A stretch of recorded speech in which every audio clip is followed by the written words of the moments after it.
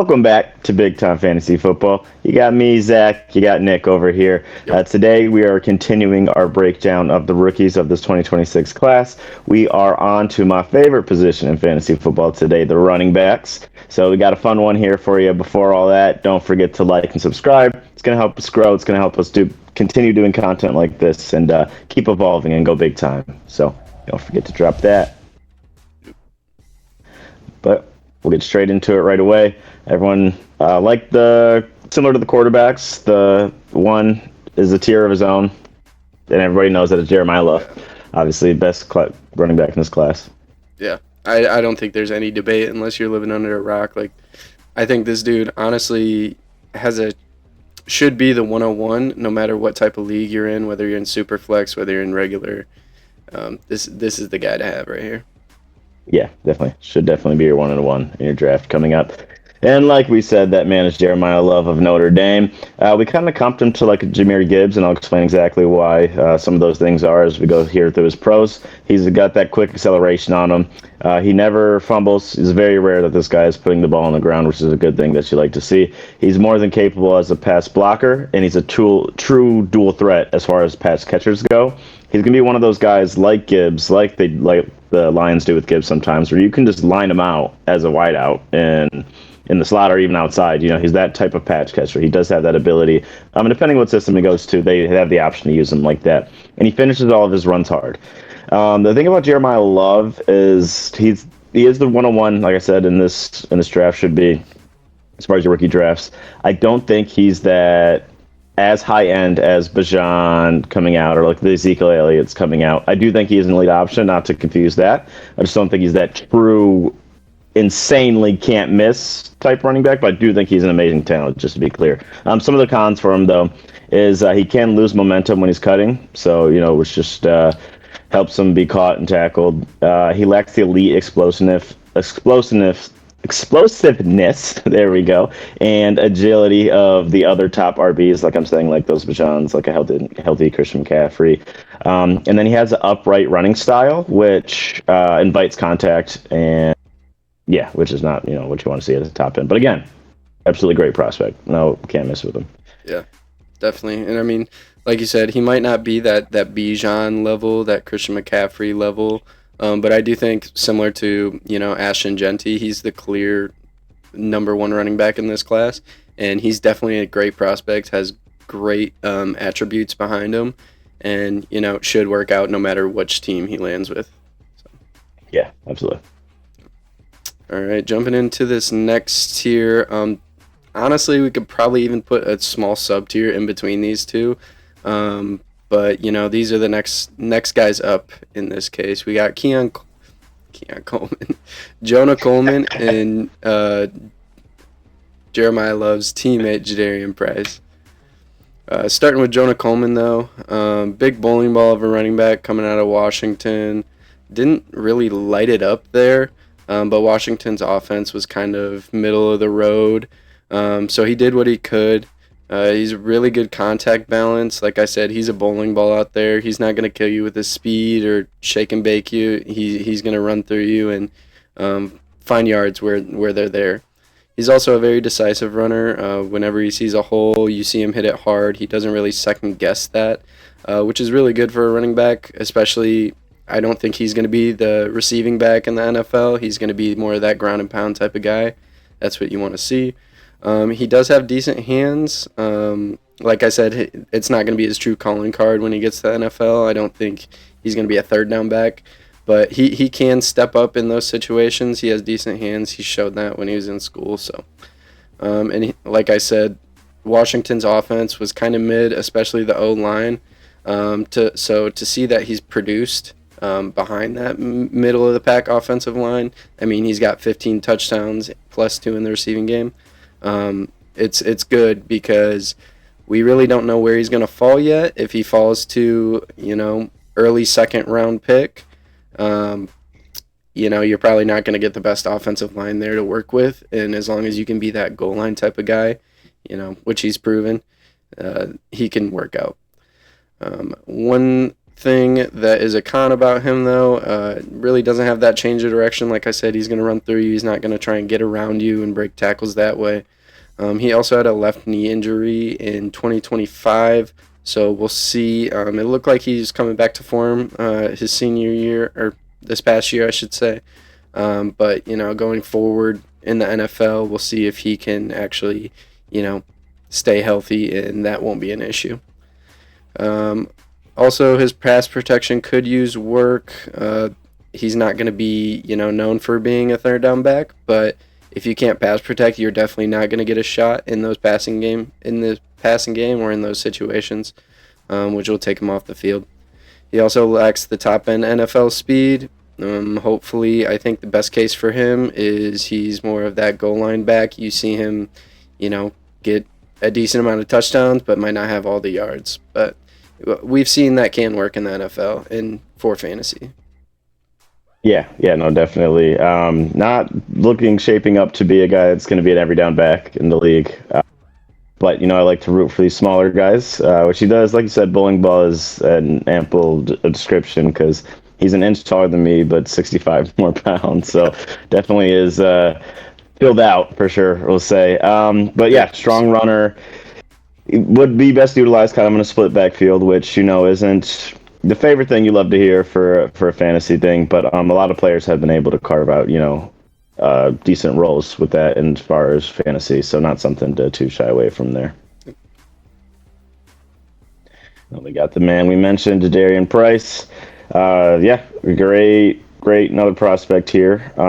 So he has elite footwork that allows for his free movement. He's a very free runner out there. When he looks, he's like very watery, I guess is kind of the best way you'd explain it.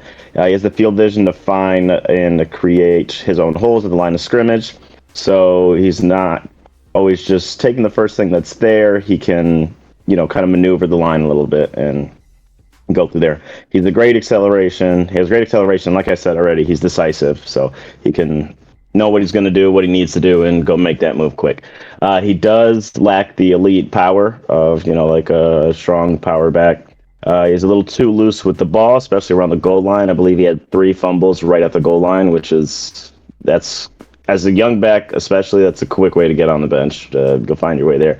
Everyone but Ramondre Stevenson, that will get you on the bench. So, and he has had a torn Achilles, so he's looking mostly healed from it now, but still is something that should be noticed. But when drafting these guys, especially in like our rookie drafts, that's not something that I think should be too forefront of your mind, but something that should be noted. Yeah, definitely. And I think the big thing with him is we haven't seen him get that full-time workload, even in school. I mean, his teammate was Jeremiah Love, as we said, great prospect. So it should say something that he got some carries and some of the workload. But, when he gets to the NFL, you really want him to be, if not a lead back and the only back in the offense, you want him to be a main contributor.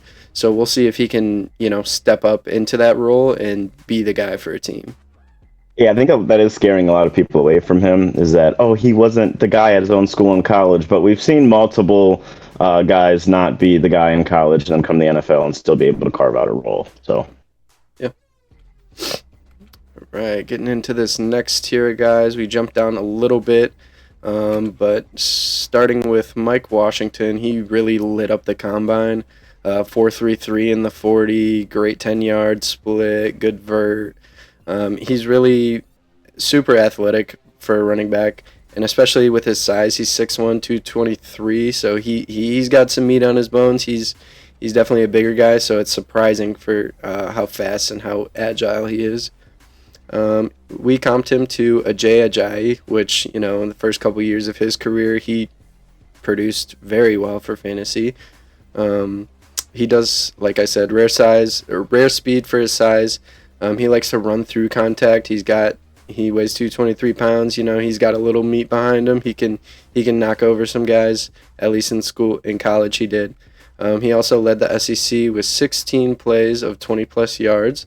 So he does show that explosiveness when he has lanes and when he gets open grass, He also has reliable hands, and he's good lateral movement. He's going to shake and bake you. He can run through contact, and he has that good movement, but he also struggles to make defenders miss sometimes. Like, he will, jump cut and, have good vision to get through certain holes when they're there.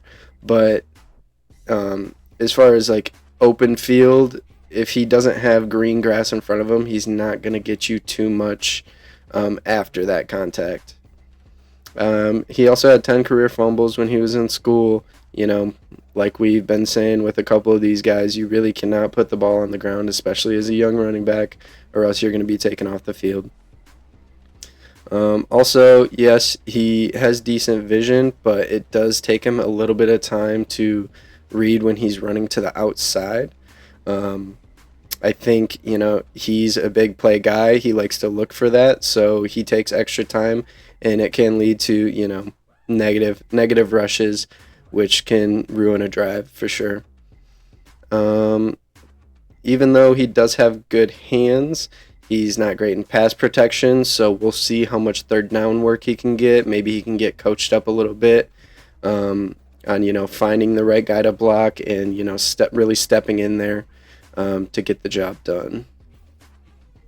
Yeah, he's a guy that I think, given the right landing spot, he could be a huge riser. Just because if he gets opportunity, he has a big play waiting to happen. 100% gonna have to clean up those fumbles. That's a quick way to the bench, like I already said. But exciting. We're really excited to see where all these guys go in the draft. It's just that time of year. The draft's right around the corner, so it's gonna be exciting. But yeah, definitely one I'm watching to see where he lands if he'll get an opportunity. Yeah. Then we got Emmett Johnson out of Nebraska.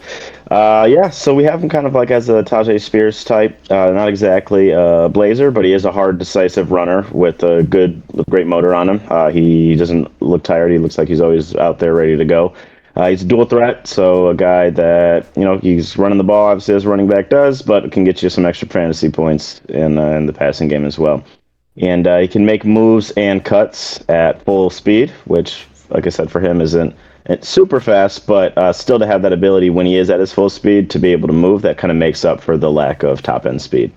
And like I said, not a speed demon right there, first con. And he can be tunnel visioned. He can see a hole that maybe isn't there and just decide on it, and then something else is opening up, but he already hit the wrong hole. That type of thing you see on film there. And he lacks the size and power to run through defenders. He's not a huge guy either by any means. He's under 6 foot, barely above 200.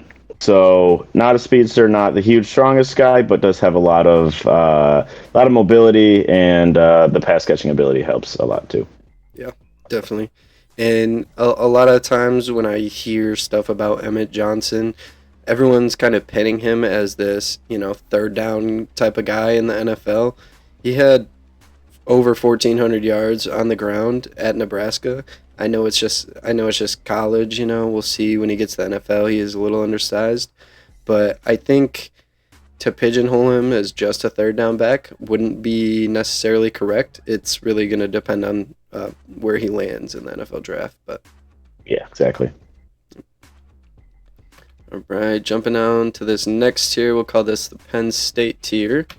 Got another set of teammates here. Starting out with Nicholas Singleton.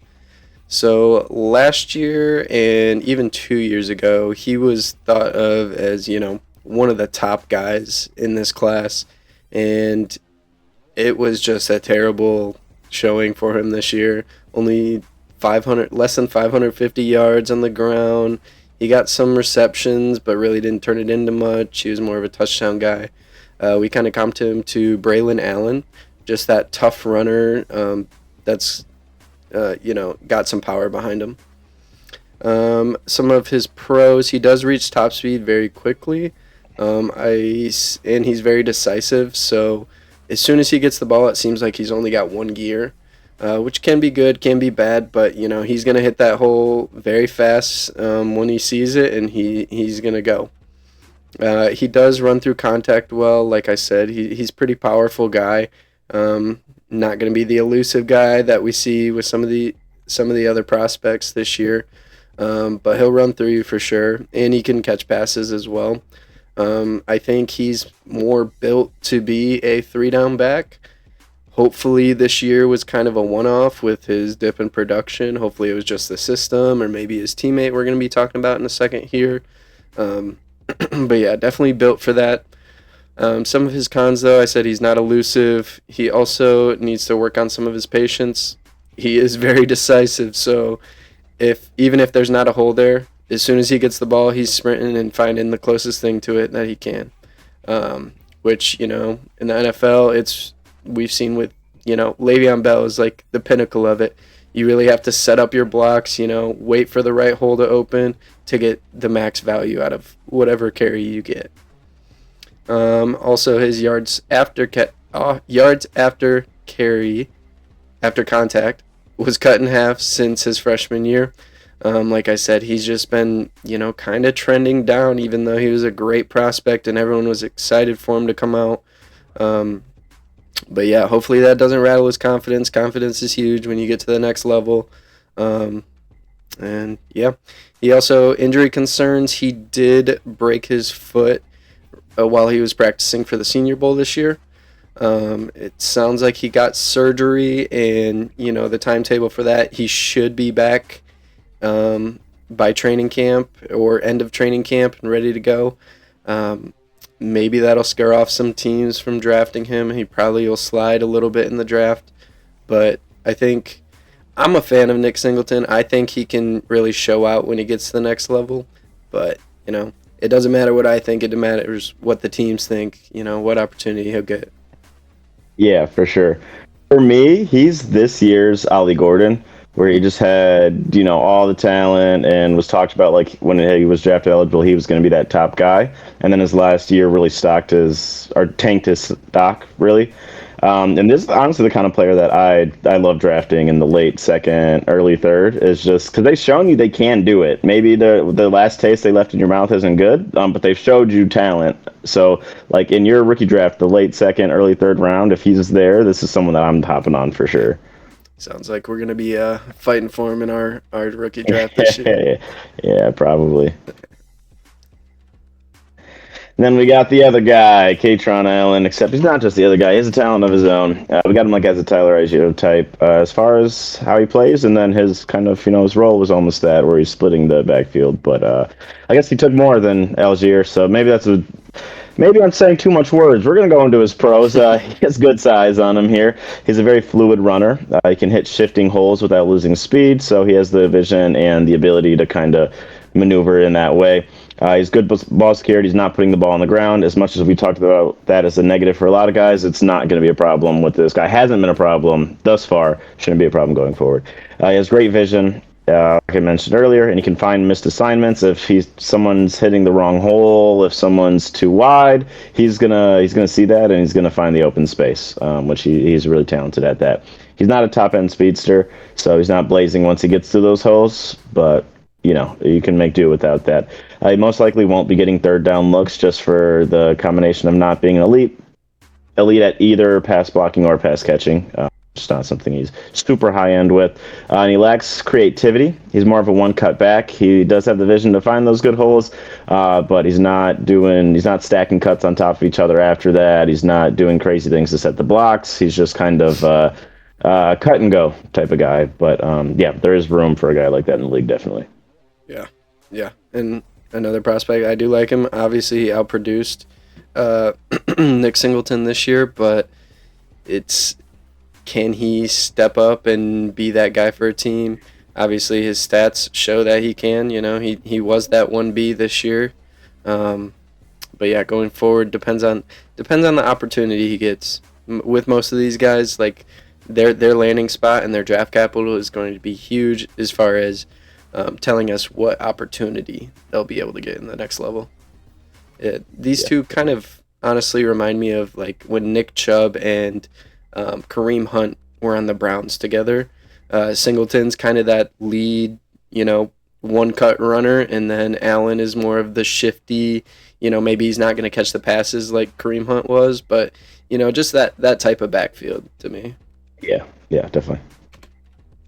All right, and getting into this final tier, this is going to be kind of, guys we see the talent, Hopefully they get drafted. I'm sure there's going to be a couple guys that aren't even on this list that are going to get drafted, maybe even ahead of them. But we'll get into these guys. First, Damon Claiborne out of Wake Forest. A little bit smaller of a back, but definitely blazing speed type of guy. He ran a 4.37. He's only 5'10 and 188 though. He does, like I said, he does have that top end speed. Oh, first we comped him to a Devontae Freeman type. And then we'll get into his pros. He's got the top end speed, good change of direction. He was returning kicks in college, so it just shows, the type of explosiveness and the speed that this guy's got. He's also a very patient runner. Going back to his kick return ability, he's able to find lanes and really be patient, set up blocks. Kick returners really know how to do that super well. And he also breaks through arm tackles. If someone's coming in real soft, he's going to make you pay and he's going to make you look silly. But yeah, hopefully the kick return ability does give him a little bit more time on the field as well at the next level. I know a lot of teams are looking for a guy, especially with like the rule changes to the kickoff and everything. Like it's becoming more and more important for that. Some of his cons though, like I said, very undersized, 5'10", only 188. He did have 5 fumbles in 2025. Cannot beat this dead horse enough. The fumbles are just the worst thing, especially for a running back. When the game's on the line, they're giving you the ball to run out the clock. Like if you fumble, it's just there goes your career very fast. Also, not much yards after contact. I think it goes back to the size thing a little bit. If you try and hit him with the arm tackle, he will get past you. But at the NFL, there's not too many dudes doing that anymore, unless you're the Jets defense, terrible. But he also could be more decisive at times. One of his pros is he sets up lanes and sets up blocks, but it's also a con when you're in the backfield because you don't have too much time to really decide where you want to go, or else you're going to get tackled for losses. But yeah, very athletic guy.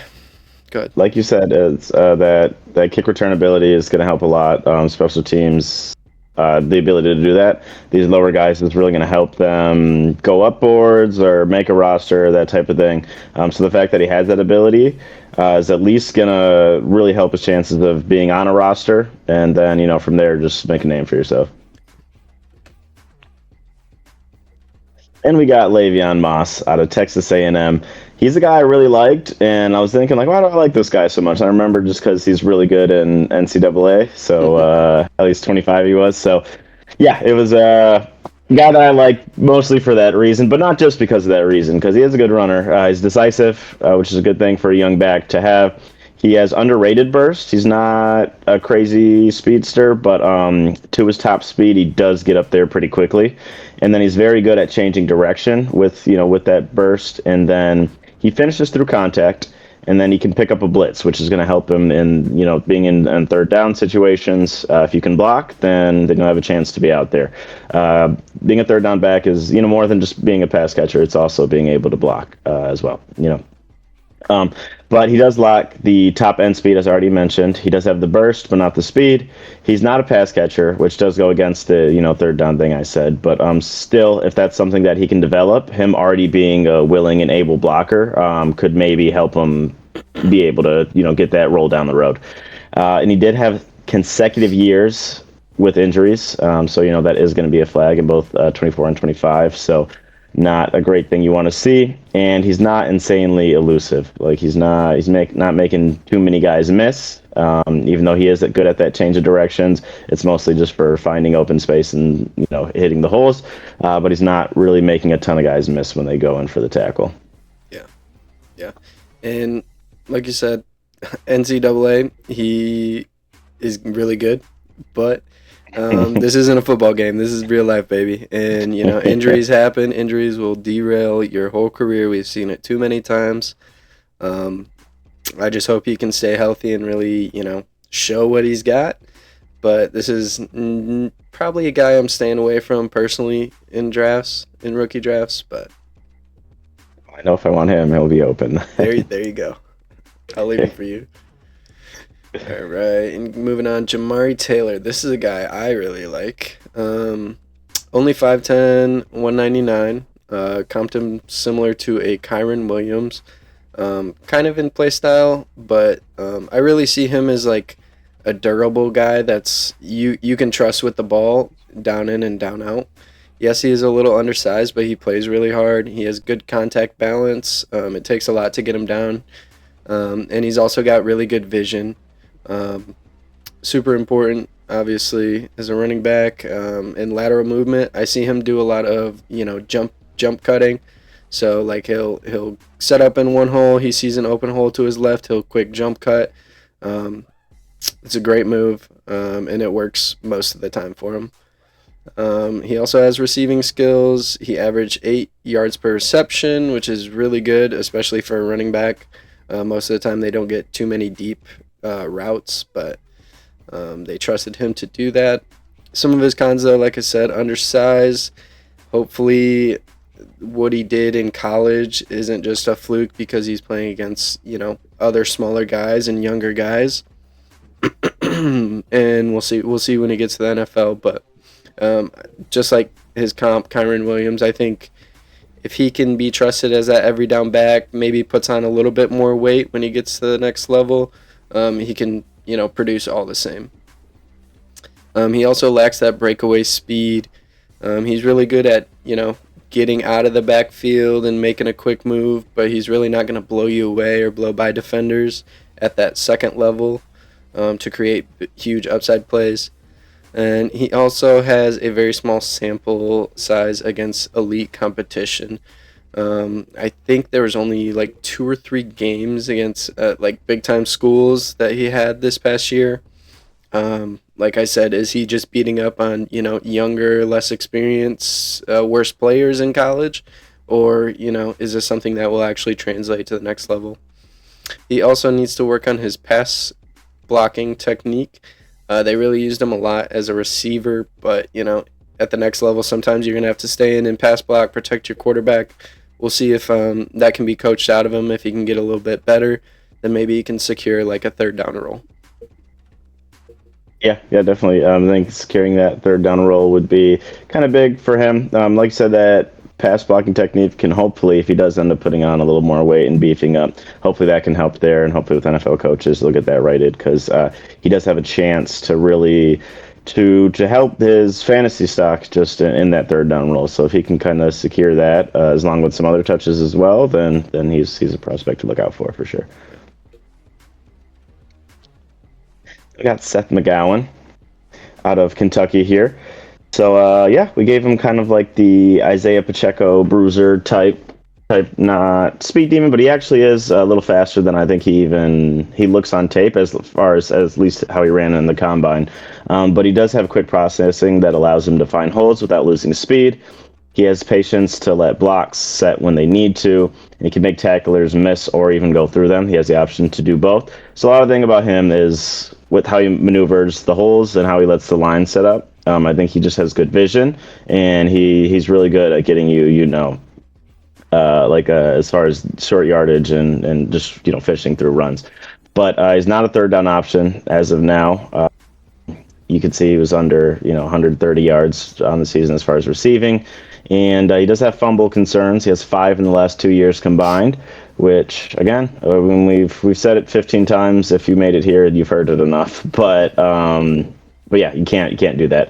And he has very few carries of 10-plus yards, which I think really is where the Isaiah Pacheco is the type where, if you need 3 yards, he's going to get you 3 yards. If you need 7 yards, he's going to get you 3 yards. He's that type of back there. He only had 1 carry of 20-plus yards, which is not great. But in short downage, he's good, but he's not explosive, which I think is most of this maybe not making as much. I don't know what it is, why he's not breaking out, because he's fast enough to do it. He has good vision. He finds a hole, so I don't know what it is exactly that's stopping him from these big runs. But yeah, not an explosive play waiting to happen with this guy. Yeah, definitely. And hey, some teams need that 3-yard in a cloud of dust football. Like, some people need that type of role.